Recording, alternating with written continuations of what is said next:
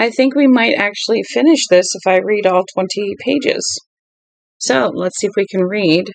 For some reason, my hair wants to fall out this side, and I don't know why. And it's a little better.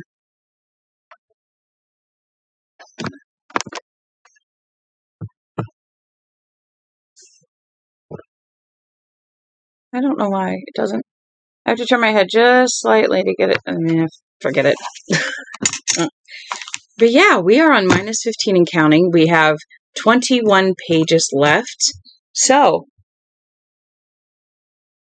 I say that we try to finish it off. See what happens. Hopefully you all are having a good day. I am Lady Rain. I read, I chat, I just chill. Yeah. So, we're going to chill today and we're going to finish this book off. We're going to find out what happens to Ben Richards. So,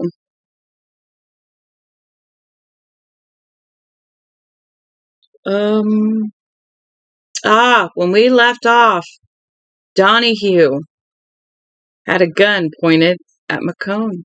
Let's see what happens. What are you doing?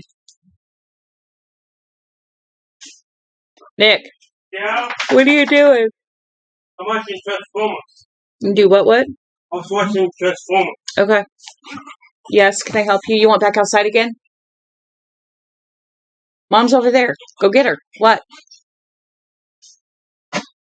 I don't know what you want.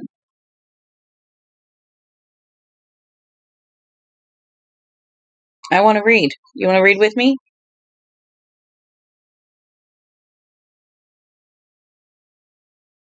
You have water in there. You have food in there. You have your toys in there. I think you're going to be okay for a couple hours while I read. Yes, I do. Yes, I do. Yes, I do. Yes, I do. Yes, I do. Choop, choop, choop, choop, choop, choop, choop, choop, choop, choop, choop. Play with your nose. Boop, boop, boop, boop, boop, boop, boop, boop, boop, boop. Bloop, bloop, bloop, bloop, bloop, bloop, bloop. Choop, choop, choop, choop, choop, choop, choop. Choop, choop, choop, choop, choop, choop, choop. Choop, choop, choop. You just want my attention. You want to come up on my lap? You want to come sit up on my lap? You can try to sit up on my lap. Don't pull my shirt.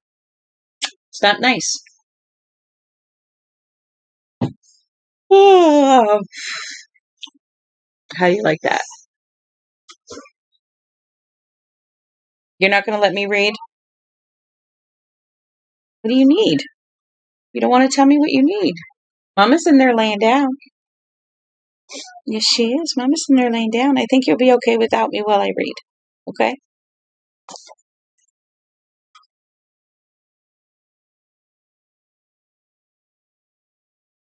Let's try to get through this without yawning because my body wants to say, you need to yawn, you need to yawn, you need to yawn. No, I don't. Hi. Can I help you? Look at this. Everybody gets a good view of you, huh? Yeah. Yeah.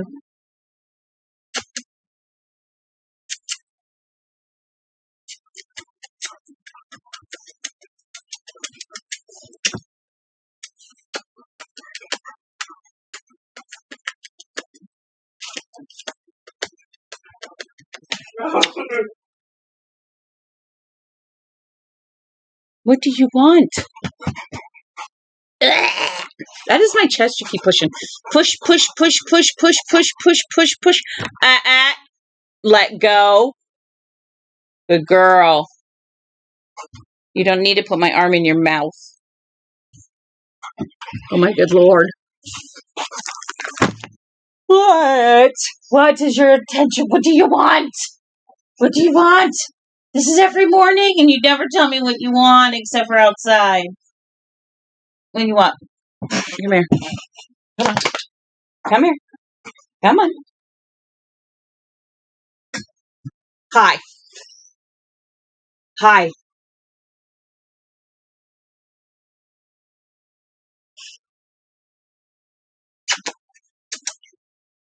That was my glasses. My big baby. It's you, my big baby. Come here. I pull you forward. Oh! I pull you forward. Ugh! Now what are you going to do? You lick my nose. I think if you could, you would lay in my lap. Yes. Where's your ball?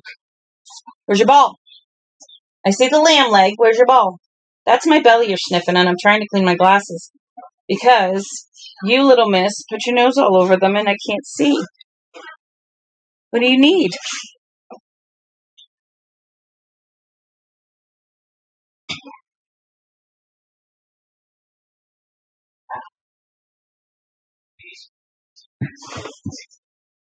The yawning is going to drive me nuts, just so y'all know. All right. Shall we? We'll see how long before she comes back in. That is my Phoebe girl. She is, again, actually my husband's dog. He's like, when she was born, he's like, nope, we're keeping her. Took him like 4 weeks to decide that. Now she's a hyper little pain in the ass, but she's a good girl too. She loves to cuddle. She loves to play. I have something in my, I have an eyelash or something, so I'm trying to fix it. As much as I wish I could hide certain parts of my life, it is my life. I have what is called strabismus, which is why my eye is off to one side, and sometimes my eyelashes twist, and when they do that, they bother my eyes extensively, so I have to, and I know eyelashes twisted on anybody's a bother, but it's really, really hard when you have an eye condition that makes it even worse, because your pupil's up where it shouldn't be. Like, if you see, this eye is kind of that way, and then if I look with this eye is off that way. Everything's reversed, so I have to, droop. If I want this eye, I have to go diagonal. If I want this eye, I have to go diagonal. If I want this side, I have to go diagonal. It's like, oh, that's this side, and yeah. Anyway, I was born with my eyes at my nose, and they did a couple surgeries, and they got them out. So I'm at least able to see. I cannot see 3D, which is very sad. But as the doctor said, should something happen to one eye, I have the other. And I don't have to adjust. All right. So we are on minus 0.15 and counting. McCone looked at him for a long second, and then the gun thumped on the heavy pile of the carpet. I think we've heard all the rhetoric we need, Donahue said. Go back into second class and sit down like a good boy. McCone backed up several paces, snarling futilely. He looked at Richards like a vampire in a horror movie. Then that had been thwarted by a cross. When he was gone, Donahue threw Richards a sardonic little salute with the barrel of the gun and said, he won't bother you again. You still look like a queer stomper, Richards said evenly. A small smile faded. Donahue stared at him with sudden, empty dislike for a moment, and then went forward again. Richards turned back to the freebie screen. He found that his pulse rate had remained perfectly steady. He had no shortness of breath, no rubber legs. Death had become a normality. A normalty. Are you there, Mr. Richards? Killian asked. Yes, I am. The problem has been handled? Yes. Good. Let me get back to what I was saying. Go ahead, Killian said with a tone. I was saying that our knowledge of your bluff makes your position worse, but makes our credibility better. Do you see why? Yes, Richard said detachedly. It means you could have blown this bird out of the sky any time, or you could have Holloway set the plane down at will. McCone would have bumped me. Exactly. Do you believe we know you are bluffing? No. But you're better than McCone, using your planted houseboy as a fine using your planted houseboy was a fine stroke. Killian laughed over Richards. You are such a peach, such a rare, iridescent bird. And yet again it sounded forced, tensed, and pressured. It came to Richards that Killian was holding information that he wanted badly not to tell. If you really had it, you would have pulled the string when McCone put the gun in your head. You know he was going to kill you, yet you sat there. Richards knew it was over, knew that they knew. A smile cracked his features. Killian would appreciate that. He was a man of a sharp and sardonic turn of mind. Make them pay to see the whole card, then. I'm not buying any of this. If you push me, everything goes bang. And you wouldn't be the man you are if you didn't spin out to the very end, Mr. Donahue. Weird. Yes, sir. Donahue's cool, efficient, emotionless voice came over the voice oh, I see. Voice calm and out of the freebie almost simultaneously. Please go back and remove Mrs. Williams' pocketbook from Mr. Richards' pocket. You're not to harm him in any way. Yes, sir. Richards was eerily reminded of the plastipunch that had stenciled his original ID card at Games headquarters. Clitter, clitter, clitter. Donahue appeared and walked toward Richards. His face was smooth and cold and empty, programmed. The word leaped into Richards' mind. Stand right there, pretty boy, Richards remarked, shifting the hand to its coat jacket slightly. The man there is safe on the ground. You're the one that's going to the moon. He thought the steady stride might have faltered for just a second, and the eyes seemed to have winced the tiniest uncertain bit. And then he came on again. He might have been promenading on the Côte d'Azur, or approaching a gibbering homosexual cowering at the end of a blind alley. Briefly, Richards considered grabbing the parachute and fleeing. Hopeless? Flee? Where? The men's bathroom at the far end of the third class was the end of the line. See you in hell, he said softly, and made a pulling gesture in his pocket. This time the reaction was a little better. Donahue made a grunting noise, threw his hands up to protect his face, in an instinctive gesture as old as man himself. He lowered them, still in the land of the living, looking embarrassed and very angry. Richards took Amelia's pocketbook out of his muddy turncoat pocket and threw it. It struck Donahue's chest and plopped at his feet like a dead bird. Richard's hand was slimed with sweat. Lying on his knee again, it looked strange and white and foreign. Donahue picked up the bag, looked at it perfunctorily, and handed it to Amelia.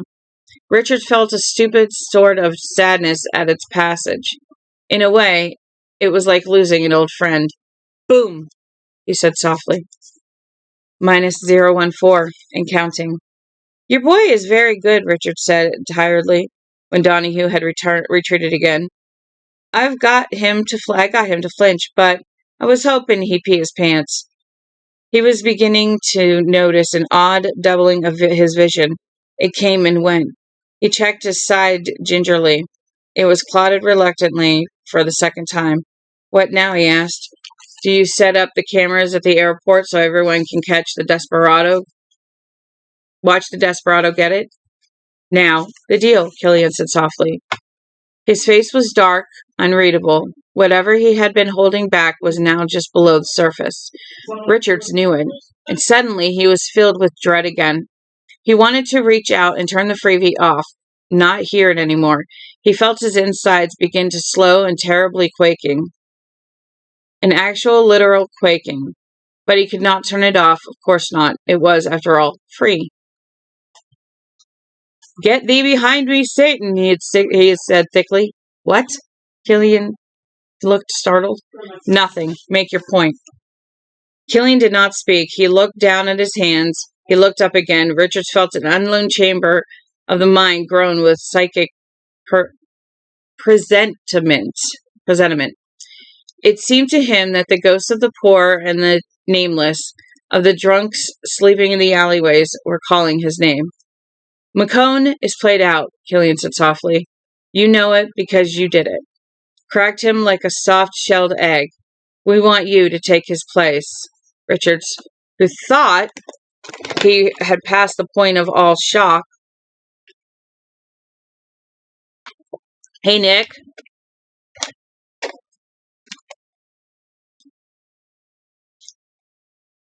Found his mouth hanging open in utter dazed incredulity. Nick!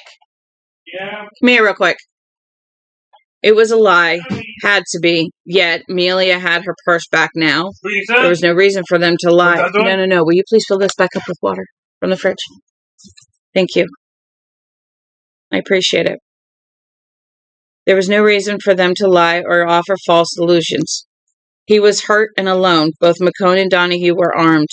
One bullet administered just above the left ear would put a near end to him with no fuss, no muss, or bother. Conclusion: Killian was telling God's truth. You're nuts, he muttered. No, you're the best runner we've ever had, and the best runner knows the best places to look. Open your eyes a little, and you'll see that the running man is designed for something besides pleasuring the masses and getting rid of a dangerous people. Richards, the network is always in the market for fresh new talent. We have to be. Richards tried to speak, could say nothing. The dread was still in him. What was that? It was the mailman. The door's closed, right? Yeah. Okay. Where's my water? Didn't you fill up my water? Not yet. Who opened the door? Oh, they're opening the window. Okay. Richard tried to speak, could say nothing. The dread was still in him, widening, heightening, thickening. There's never been a chief hunter with a family, he said finally. You ought to know why. The possibilities for extortion? Ben, Killian said with infinite gentleness, your wife and daughter are dead. They've been dead for over 10 days. Minus 013 and counting. Dan Killian was talking, had been perhaps for some time, but Richards heard him only distantly, distorted by an odd echo effect in his mind. It was like being trapped in a very deep well and hearing someone call down. His mind had gone midnight dark, and the darkness served as the background for the kind of scrapbook slideshow. An old Kodak of Sheila wiggling in the halls of Trades High, with a loose-leaf binder under her arm. Microskirts had just come back into fashion then. Thank you, sweetheart. Fridge water, right? What? It was fridge water? Sink water. Why did you put sink water in it? Phoebe, take her out. Or put her in the crate. One of the two. Because she's not making any sense. Usually when she does this, she wants out. And I don't understand why she's being like this. Yep, she wanted out again. Kind of scrapbook show. An old Kodak of Sheila wiggling in the halls of Trades Hall with a loose-leaf binder under her arm. Microskirts had just come back into fashion then. A freeze frame of the two of them sitting at the end of the Bay Pier, admission free. Backs to the camera, looking out at the water, hands linked. Sepia-toned photo of a young man in an ill-fitting suit and a young woman in her mother's best dress, specially taken up, standing before JP with a large wart on his nose. They had giggled at that wart on their wedding.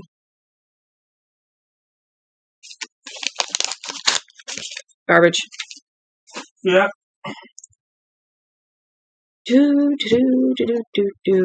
They had giggled at that wart on their wedding night. Stark black and white action photo of a sweating, bare-chested man wearing a lead apron and working heavy engine gear levers in a large, vault-like underground chamber lit with the lamps. Hi, Mom. Hi, can I have a towel? What? Never mind, I found one. I've got water everywhere. Sorry. No, it's all right. I'm just saying, I got water everywhere, and I'm trying to find a towel. You asked what I was looking for. That's what I was doing. Whatever. Thing. Let's see. Vault-like underground chamber lit with arc lamps. Soft-toned color photo soft to blur the spark, peeling surroundings. Or to blur the stark, peeling surroundings of a woman with a big belly standing at a window and looking out, ragged curtain held aside, watching for her man to come up the street. The light is a soft cat's paw on her cheek. Last picture, another old-timey Kodak for a thin fellow, holding a tiny scrap of a baby high over his head in a curious mixture of triumph and love. His face split by a huge winning grin. Pictures began to flash by faster and faster, whirling, not bringing any sense of grief and love and loss. Not yet. No. Bringing only a cool Novocaine numbness. Killian assuring that the network had nothing to do with their deaths, all the horrible accident. Richard supposed he believed him not only because the story sounded too much like a lie not to be the truth, but because Killian knew that if Richards agreed to the job offer, his first step would be Co-op City, where a single hour on the streets would get him straight of the matter.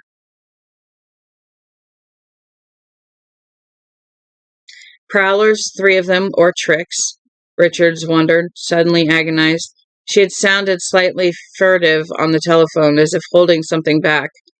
They had been hopped up, probably. Perhaps they had made some threatening move toward Kathy, and Sheila had tried to protect her daughter. They then had both died. Then they both died of puncture wounds. That had snapped him out of it. "Don't feed me that shit," he screamed suddenly. Amelia flinched backward and suddenly hid her face. "What happened? Tell me what happened. There's nothing more I can say. Your wife was stabbed over 60 times. Kathy?" Richard said emptily, without thought, and Killian winced. "Ben, would you like some time to think about all this?" Yes, I would. "I'm desperately, desperately sorry, pal. I swear on my mother that we had nothing to do with it. Our way would have been to set them up away from you, with visiting rights if you agreed. A man doesn't willingly work for the people who butchered his family. We know that. I need time to think. As Chief Hunter Killing said softly, you could get those bastards and put them down a deep hole, and a lot of others just like them. I want to think. Goodbye. Richard reached out and thumbed the freebie into blackness. He sat stone-like in his seat, his hands dangling loosely between his knees. The plane droned on into darkness. So he thought, all this came unraveled, all of it.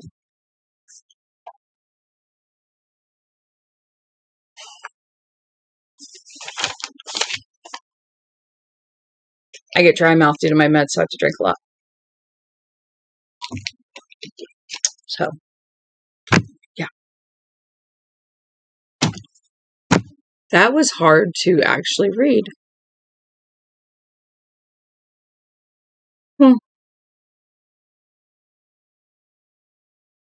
Wow. -012 and counting. An hour passed. The time has come, the walrus said, to talk of many things, of sailing ships and sealing wax, and whether pigs have wings. Pictures flitted in and out of his mind. Stacy, Bradley, Elton Perkis with his baby face, a nightmare of lighting the newspapers in the basement of the YMCA with that last match, the gas-powered cars wheeling and screeching, the stun gun spitting flame, Lauren's sour voice, pictures of his 2 kids, the junior Gestapo agents. Well, why not? No ties now, and certainly no morality. How could morality be an issue to a man cut loose and drifting? How wise Killian had been to see that, to show Richards, with calm and gentle brutality, just how alone he was. Bradley in his impassioned air pollution pitch seemed distant, unreal, unimportant. Nose filters, yes. At one time, The concept of nose filters had seemed large, very important. No longer so. The poor will have with you will the poor you will have with you always. True, even Richard's loins had produced a specimen for a killing machine. Eventually, the poor would adapt, mutate. Their lungs would produce their own filtration system in 10,000 years or 50,000, and they would rise up, rip out the artificial filters, and watch their own owners flop and kick and drum their lives away, drowning in an atmosphere where oxygen played only a minor part, and where that futurity is. Oh my lord! And what was that futurity to Ben Richards? It was all only bitchin'. There would be no period of grief. They would expect that, provide for it. There would even be rages, moments of revolt, abortive ties to make the knowledge of deliberate poison in the air public again. Maybe. They would take care of it, take care of him, anticipation of the time when he could take care of them. Instinctively, he knew he could do it. He suspected he might even have a certain genius for the job. That would help him, heal him, drugs and doctors, a change of mind, then peace. Really? Doggy's barking. Contentiousness rooted out like bitter weed. He regarded the peace longingly, the way a man in the desert regards water.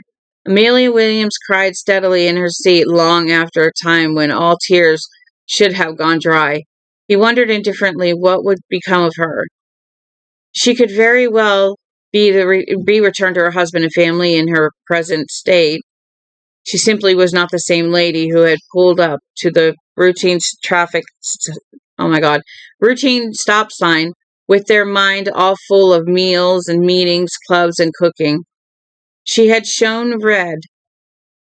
He supposed there would be drugs and therapy, patient showing off, the place where two roads diverged, a pinpoint of the reason why the wrong path had been chosen.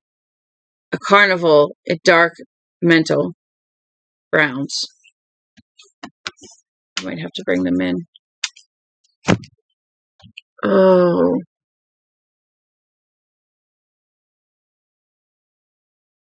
That is...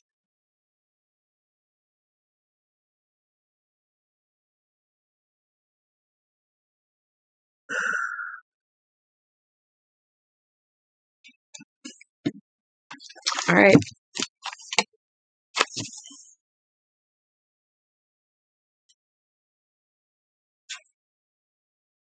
He wanted suddenly to go to her, comfort her, tell her that she was not badly broken, that a single crisscrossing of psychic band-aids would fix her, make her even better than she had been before. Sheila, Kathy. Their names came and repeated, clinging in his mind like bells, like words repeated until they were reduced to nonsense. Say your name over 200 times and discover you are no one. Grief was impossible. He could feel only a fuzzy sense of embarrassment. They had taken him, run him slack-lunged, and he turned out to be nothing but a horse's ass after all. He remembered a boy from the grammar school days when he had stood up to give the Pledge of Allegiance and his pants had fallen down. The plane droned on and on. He sank into three-quarter doze.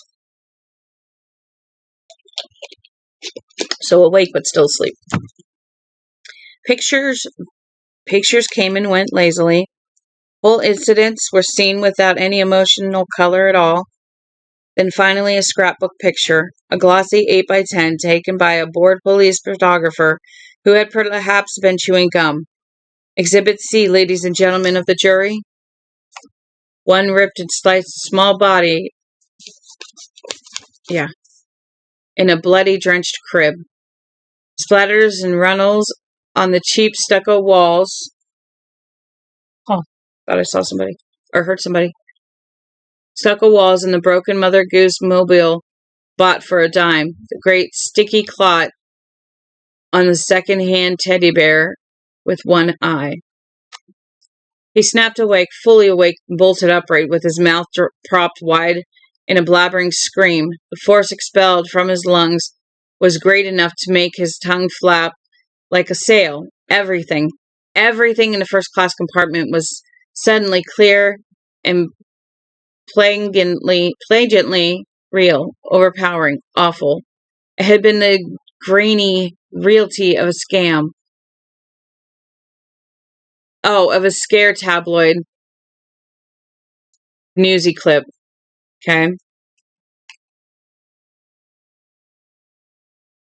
Laughlin being dragged out of that shed in Topeka, for instance.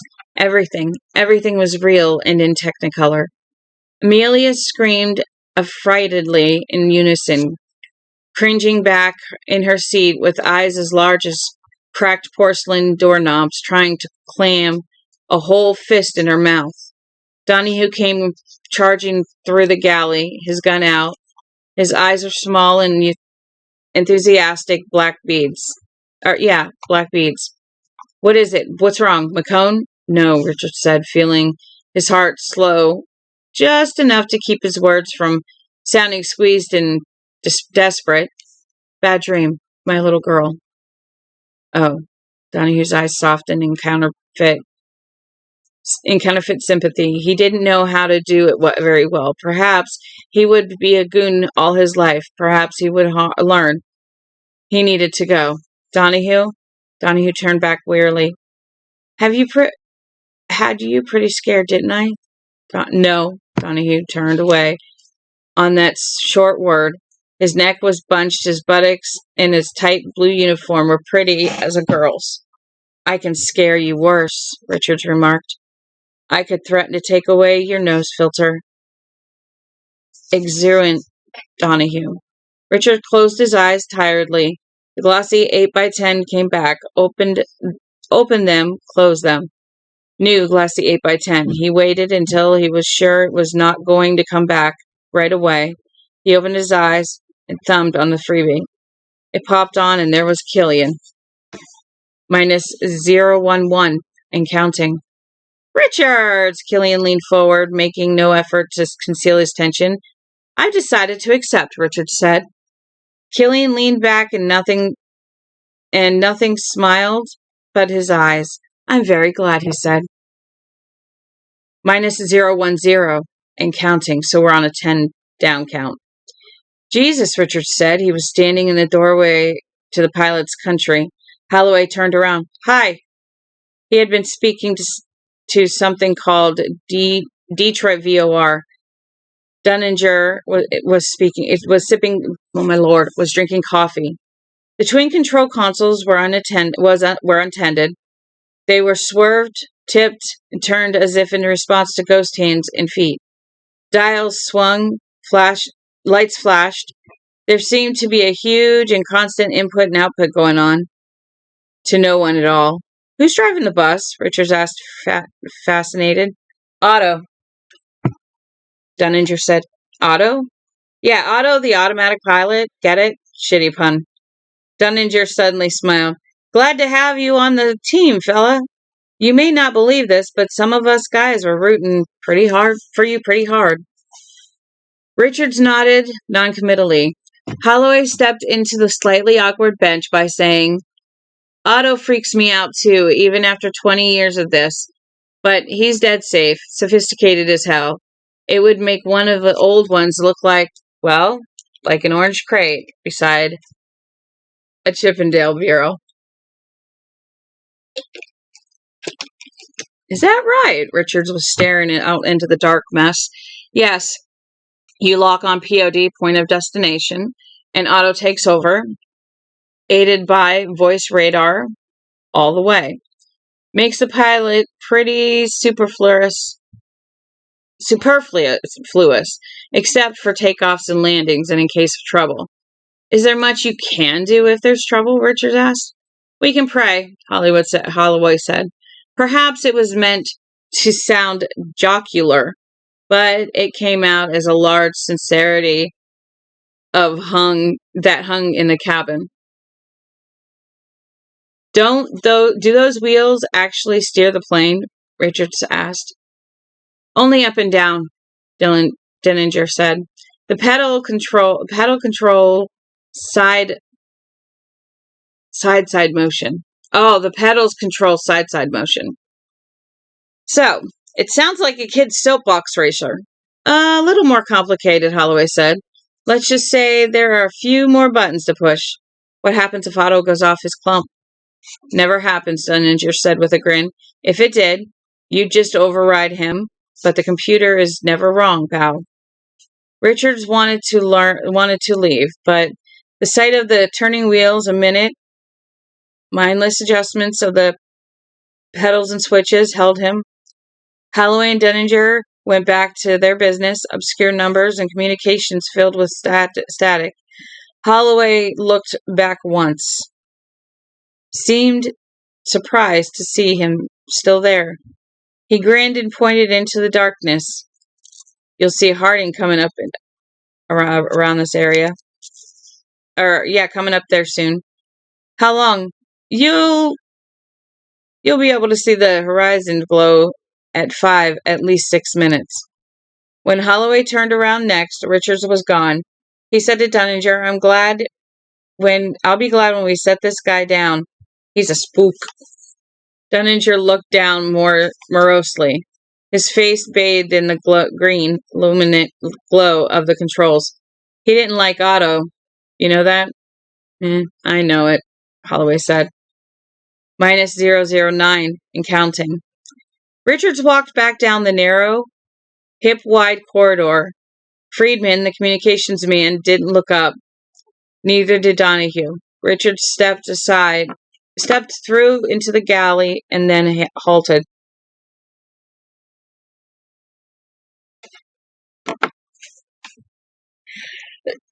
Working on quitting smoking. Haven't had one since yesterday, and it was only like 3 puffs. The smell of coffee was strong and good. He poured himself a cup, added some instant creamer, and sat down in one of the stewardess's off-duty chairs. The silex bubbled and screamed. There was a complete stock of luxury frozen dinners in the see-through freezers. The liquor cabinet was fully stocked with midget airline bottles. A man could have a good drink, he said. He sipped his coffee. It was really strong and fine. The silex bubbled. Here I am, he thought, and sipped. Yes, no question about it. Here he was, just sipping.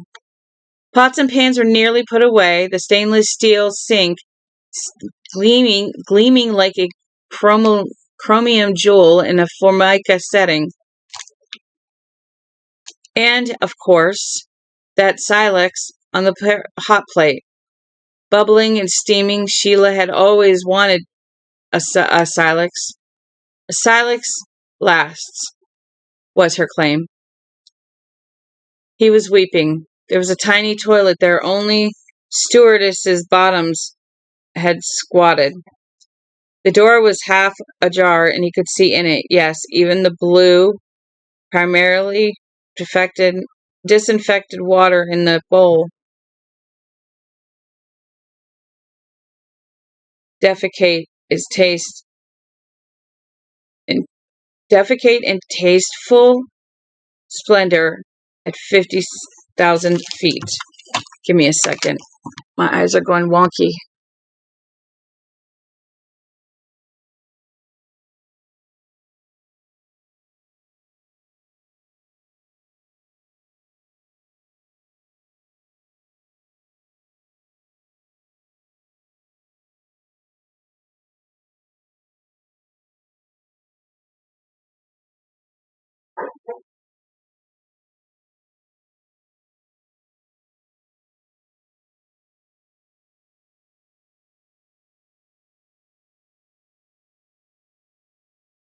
I might have to go get the dogs.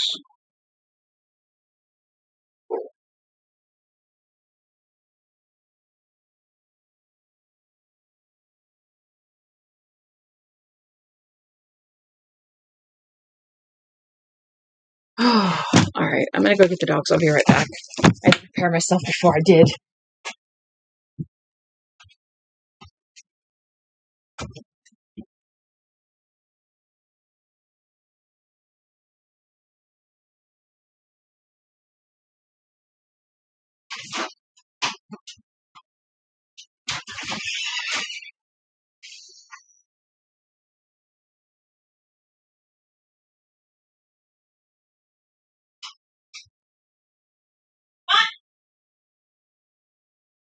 Hi! Oh, now you're happy when you see me. Is that it? You're like hesitant to come in until you see Mama. Hey, Nick. Alexander.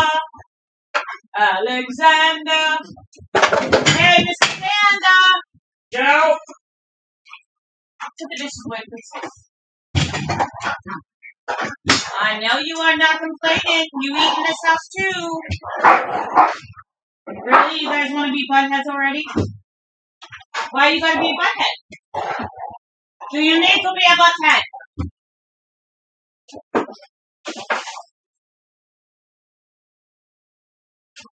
Are you trying to chew her ear off of her? Is that what it is? Hey, what are you doing? What are you doing?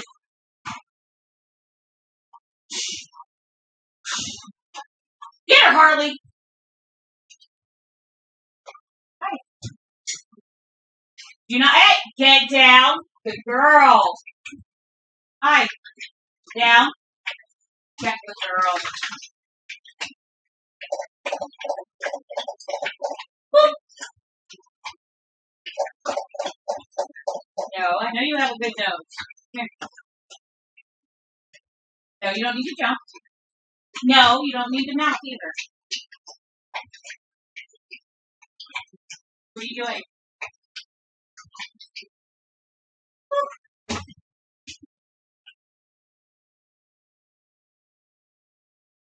Hi.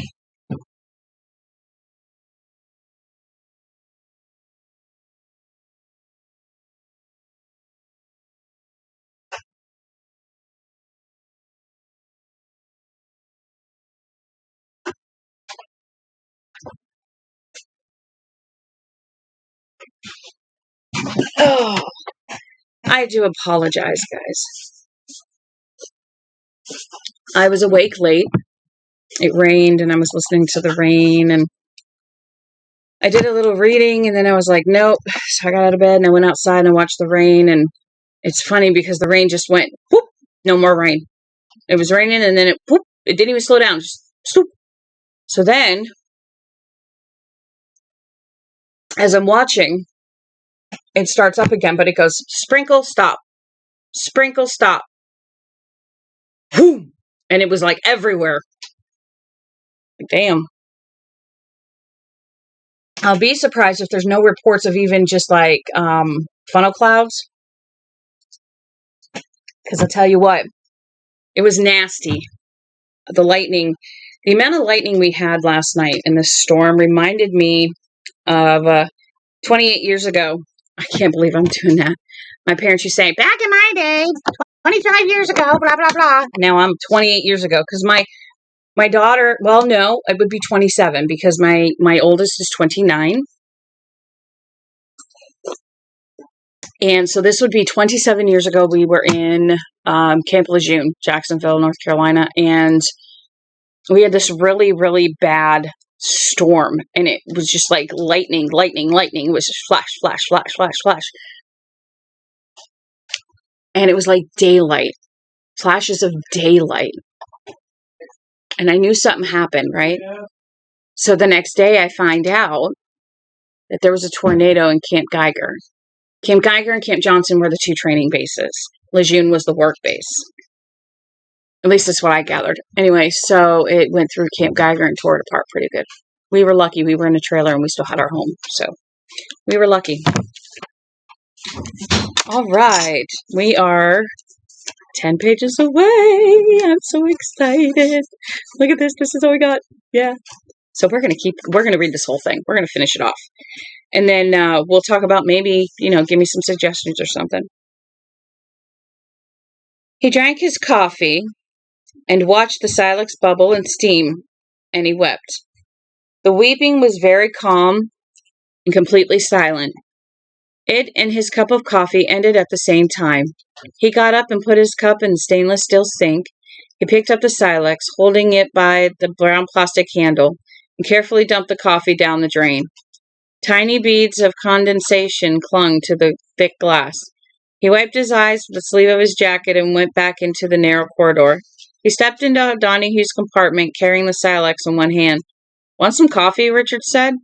"No," Donahue said curtly, without looking up. "Sure you do," Richard said, and swung the heavy glass pot down on Donahue's bent head with all the force he could manage. Whoo! He just knocked that boy out. Or something. I'm figuring he knocked him out. -8. And -008 and counting. The effort ripped open the wound on the side of the third, on the side, in his side for the third time, but the pot didn't break. Richards wondered if it had been fortified with something, vitamin B12 perhaps, to keep it from shattering in case of high-level turbulence. It did not. It did take a huge, amazing blot of Donahue's blood. He fell silently into his map table. A runnel of blood ran across the plasticating of the top one and began to drip. "Roger, 5 by C1984, the radio voice said brightly. Richards was still holding the silex. It was matted with strands of Donahue's hair. He dropped it, but there was no clunk. Carpet didn't even hear. The glass bubble of the silex rolled up at him. The winking, bloodshot eyeball. A winking, bloodshot eyeball. The glossy 8x10 of Kathy in her crib appeared unbidden, and Richard shuddered. He lifted Donahue's dead weight by the hair and rummaged inside his blue flight jacket. The gun was there. He was about to drop Donahue's head back on the map table, but paused. He yanked it up even further. Donahue's mouth hung unhinged, an idiot leer. Blood dripped into it. Now Richards wiped blood from one nostril and stared in. There it was, tiny, very tiny, a glitter of mesh. "Acknowledge ETA C1984, the radio said. "Hey, that's you," Friedman called from across the hall. "Donahue?" Richards limped into the passage. He felt very weak. Friedman looked up. "Well, tell Donahue to get off his butt and acknowledge."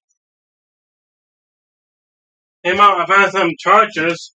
Okay, put them down. So you can test them. Okay, do me a favor. Put that back on the mantle by the Paris lamp. Thank you.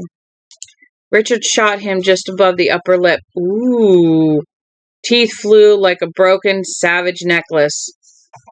Hair, blood, brains splattered a rock shock on a wall behind the chair. There was a 3D fold-out girl, where a 3D fold-out girl was spreading eternal legs over a vanished mahogany bedpost. There was a muffled exclamation from the pilot's compartment, and Holloway made a desperate, doomed lunge to shut the door. Richard noticed that he had a very small scar on his forehead, shaped like a question mark. It was It was the kind of scar a small, adventurous boy might get if he fell from a low branch while playing pilot. He shot Holloway in the belly, and Holloway made a great shocked noise. Ooh! Woo! His feet flipped out from under him, and he fell on his face. Dunninger was turned around in his chair. His face was slack moon. "Don't shoot me, huh?" he said. There was not enough wind in him to make it a statement. "Here," Richard said kindly, and pulled the trigger. Something popped and flared in brief violence behind Dunninger as he fell over. Silence.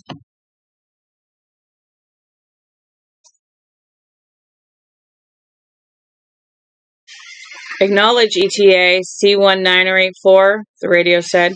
Richard suddenly whooped and threw up a great glut of coffee and bile.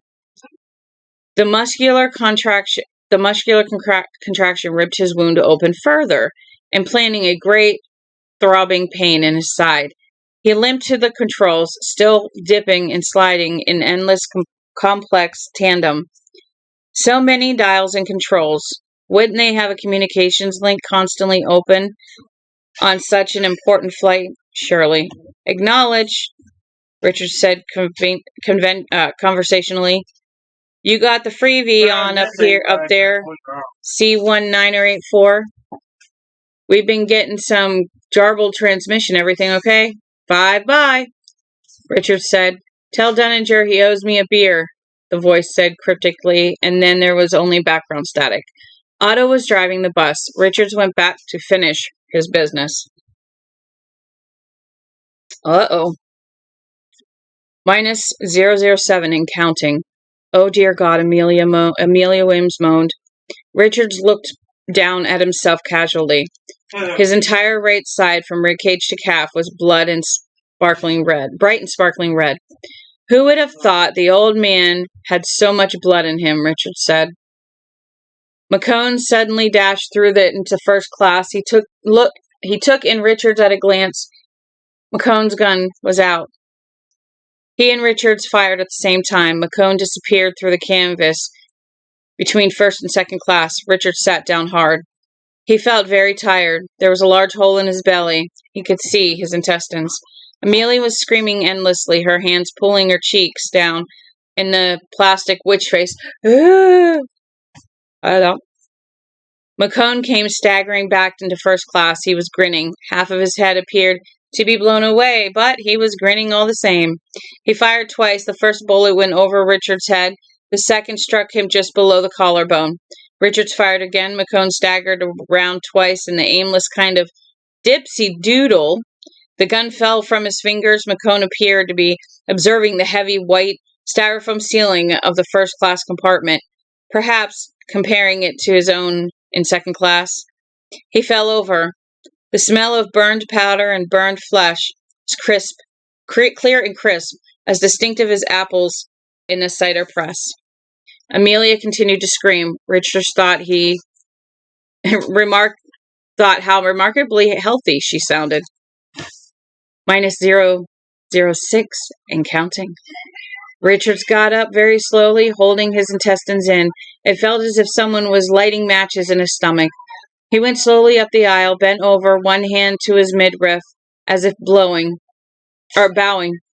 He picked up the parachute with one hand and dragged it behind him. A loop of gray sausage escaped his fingers, and he pushed it back in. It hurt to push it in. It vaguely felt like he might be shitting himself. Gah! Amelia Williams was groaning. God, oh dear God. Put this on, Richard said. She continued to rock and moan, not hearing him. He dropped the parachute and slapped her. He could get no force into it. He balled his fist and punched her. She shut up. Her eyes stared at him dazedly. Put this on, he said again. Like a pack sack. You see how? She nodded. I can't jump. Scared. We're going down. You have to jump. Can't, all right? Shoot you then. She popped out of her seat, knocking him sideways, and began to pull the pack sack on with wild, eye-rolling vigor. I guess when you have the threat of being shot or jump out of a plane, you're going to jump out of a plane with a parachute. Save your life. She backed away from him as she struggled with the straps. No, that one goes under. She rearranged the straps with great speed, retreating toward McCone's body as Richards approached. Blood was dripping from his mouth. Now fasten the clip in the right bolt. In the right bolt around your belly. She did it with trembling fingers, weeping when she missed the connection the first time. Her eyes stared madly into his face. She skittered momentarily into McCone's blood and then stepped over him. They backed through the second class and into third class, in the same way. Matches in his belly had been replaced by the steadily flaming lighter. The emergency door was locked with explosive bolts in the pilot-controlled bar. Richards handed her the gun. Shoot it. I can't take the recoil. Closing her eyes and averting her face, she pulled the trigger of Donahue's gun twice. Then it was empty. The door stood closed, and Richards felt a faint, sick despair. Amelia Williams was holding the ripcord ring nervously, giving it tiny little twitches. Maybe, she began, and the door suddenly blew away into the night, sucking her along with it. Minus 005 and counting. Bent hag like a man in a reverse hurricane, Richards made his way from the blown door, holding the back of seats. If they had been flying higher, with a greater difference in air pressure, he would have been pulled out too. As it was, he was being badly buffeted. His poor old intestines accordioning out and trailing after him on the floor. The cool night air, thin and sharp at 2,000 feet, was like a slap of cold water. The cigarette lighter had become a torch, and his insides were burning. Through second class, better, section not so great. Now over McCone's sprawled body, step up please, and through the first class, blood ran loosely from his mouth.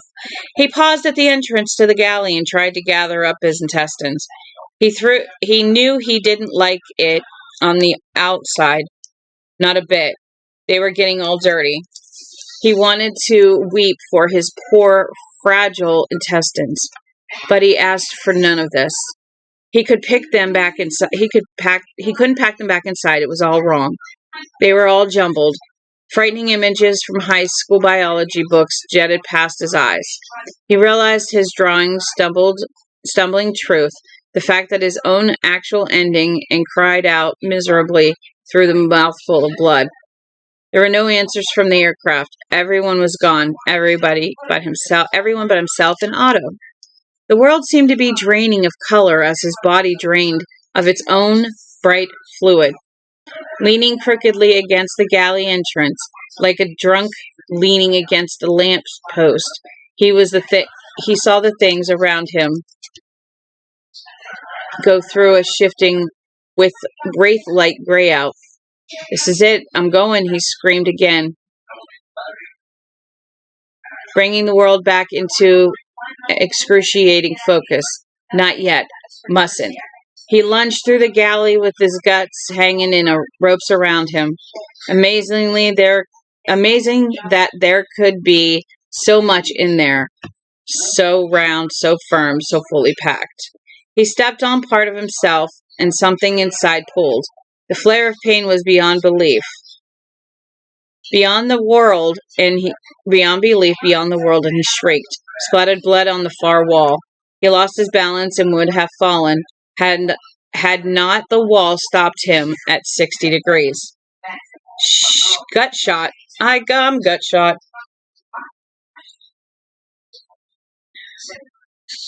Insanely, his mind responded, clitter, clitter, clitter. One thing to do. Gunshot was supposed to be one of the worst. They had a discussion once about the worst ways to go on your midnight lunch break. That had been when he was a viper. Hale and hearty and full of blood and piss and semen, all of them. Gobbling sandwiches and comparing the relative merits of radiation poisoning, freezing, falling, bludgeoning, drowning, and someone had mentioned being gunshot. Harris, maybe. The fat one who drank illicit beer on the job. Yeah, okay. It hurts in the belly, Harris had said. It takes a long time. And all of them nodding and agreeing solemnly with no conception of pain. Richards hunched up the narrow corridor, holding both sides from support. Past Donahue, past Friedman, and his radical dental surgery, nonetheless crawling up in his arms, crawling up his arms, yet the pain in his belly, what had been his belly, growling, worse. Still, even though all of this he moved, through all of this he moved, and his ruptured body tried to carry out the commands of the insane Napoleon caged inside his skull. My God, can this be the end of Rico? He would not have believed he had so many deathbed clinches inside him. It seemed that his mind was turning inward, eating itself in its last fevered seconds. One more thing. He fell over Holloway's sprawled body and lay there, suddenly sleepy. A nap. Yes, just the ticket. Too hard to get up. Otto, humming, singing the birthday boy to sleep. Shh, shh, shh. The sheep's in the meadow, the cows in the corn. He lifted his head. Tremendous effort. His head was steel, pig iron, lead, and stared at the twin controls going through their dance. Beyond turn, in the plexiglass windows, Harding. Too far. He's under the haystack, fast asleep. Minus 004 and counting. The radio was sprawling worriedly. Come in, C1984. You're too low. Acknowledge. Shall we assume guidance control? Acknowledge. Eat it, Richards whispered.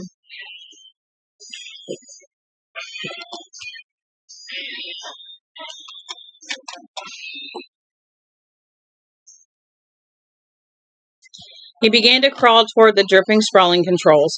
In and out went the pedals. Twitch, twitch went the wheels. He screamed as new agony flared. A loop of his intestines had caught under Holloway's chin. He crawled back, freed them, started to crawl again.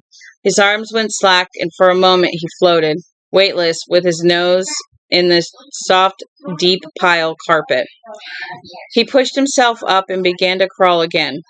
Getting up and into Holloway's seat was Everest.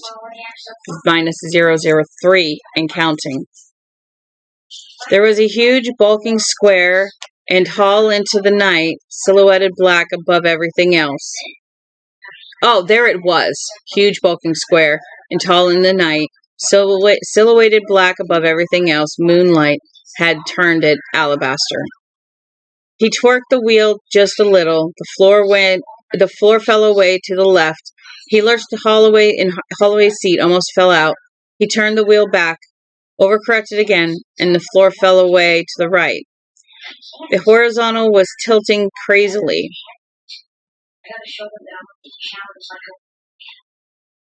The horizon tilted crazily.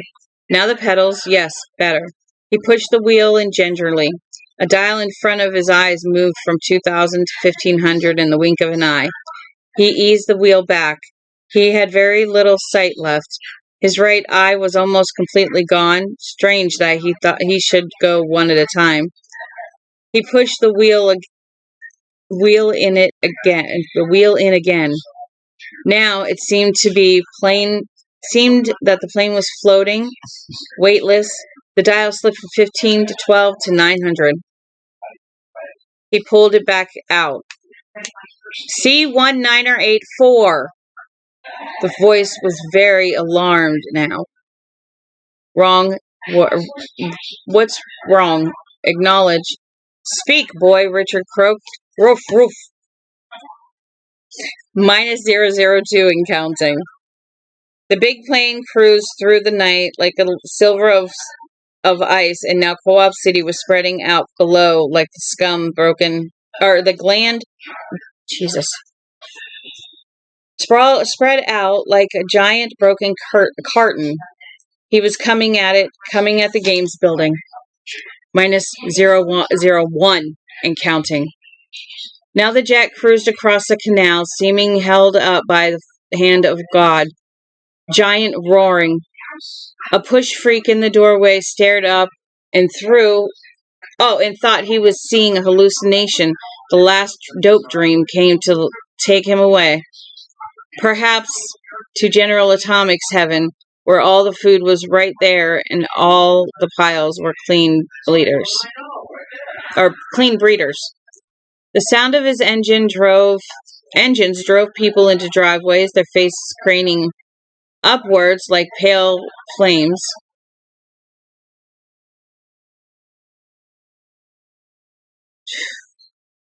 Giant show windows jiggled and fell forward. Gutter litter was sucked down bowling alley streets in dervishes. A cop dropped his move along and wrapped his hand around his head and screamed and could not hear himself. The plane was still dropping, and now it moved over rooftops.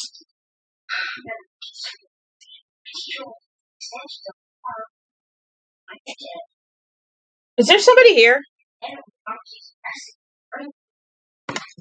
Babe, did somebody knock? Okay. Oh, good Lord, the boys. All right, let's see. A cop dropped his move along and wrapped his hand. By the way, send Nick out. Send Nick out. Tell him to finish the job he didn't do. The box out there, he never emptied it. I came home to a conference of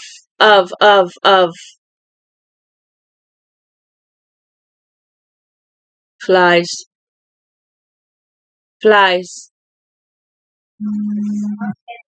I'm mad at him. Who is calling me? Oh, whoops, I accidentally hung up.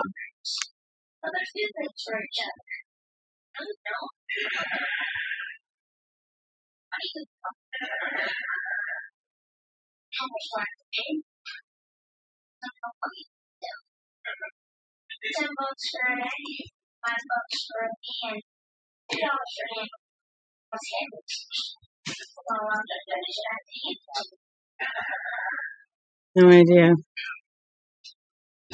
Okay, the suspense is killing me. I want to know.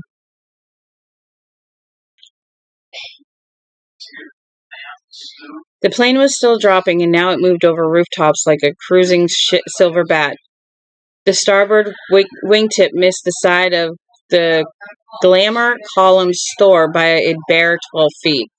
All over Harding, freebies went white with interference, and people stared at them with stupid, fearful incredulity.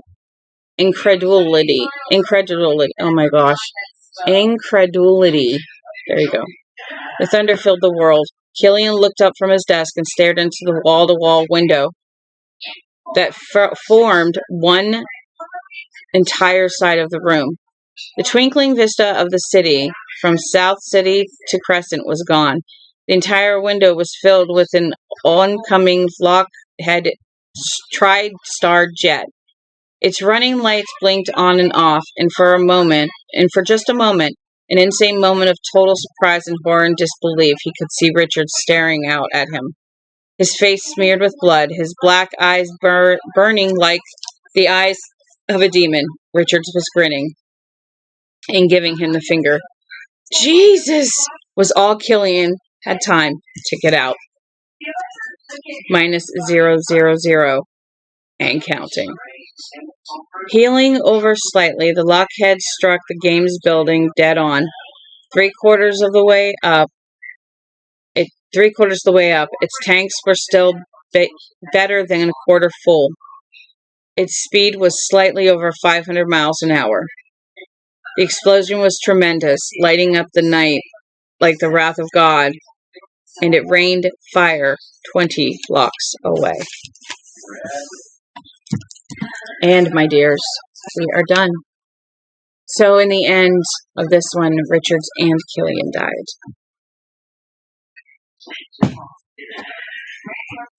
So, you'll have to let me know what you think. That is what we are going to do for today. I will look up a different book. We will find something else to do. Yeah, all that stuff. So, move my coffee for a second. I don't like water dripping all over glass. So.